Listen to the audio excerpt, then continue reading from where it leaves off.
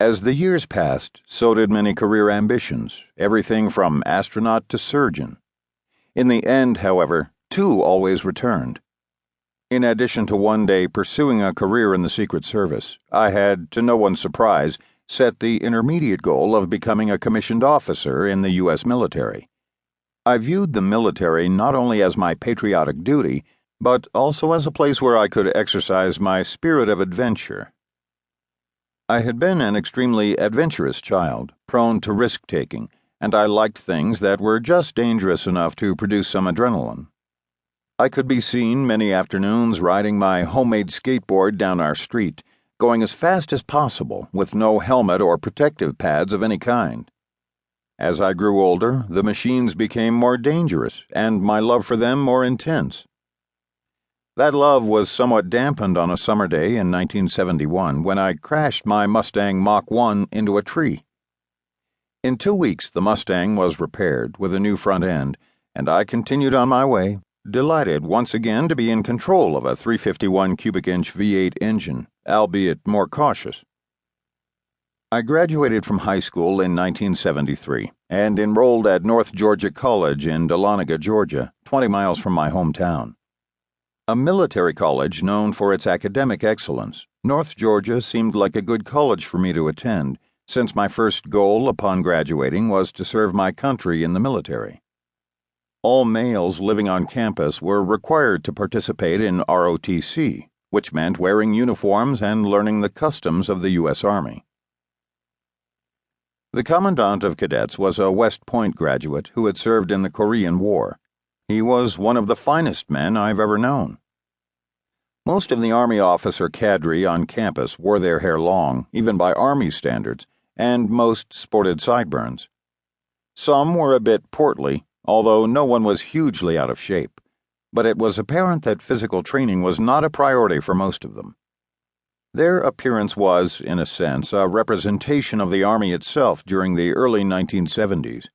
Enrollment at North Georgia College was down due to the unpopularity of the yet-to-be-ended Vietnam War, and the laid-back attitude of the cadre was probably meant to attract and retain more cadets.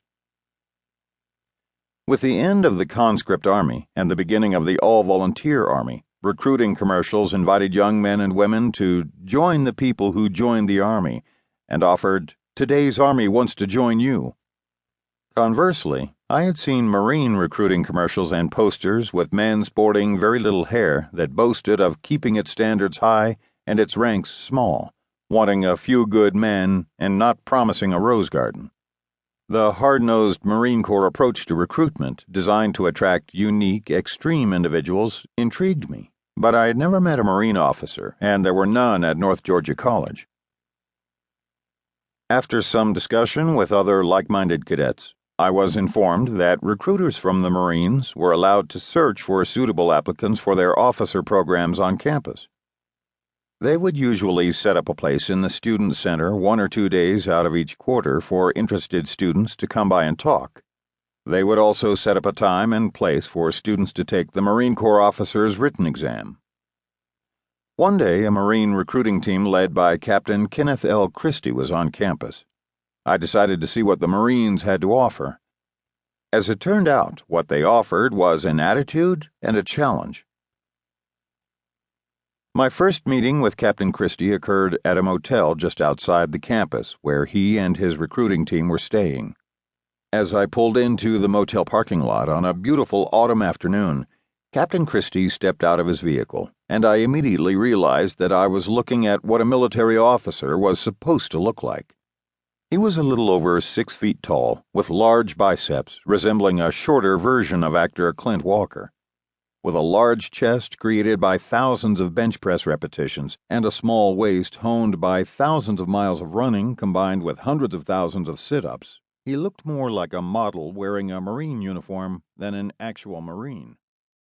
In addition to his To keep listening to this audiobook, I've left you a link in the description so you can do it, at no cost thanks to Audible's 30-day free trial.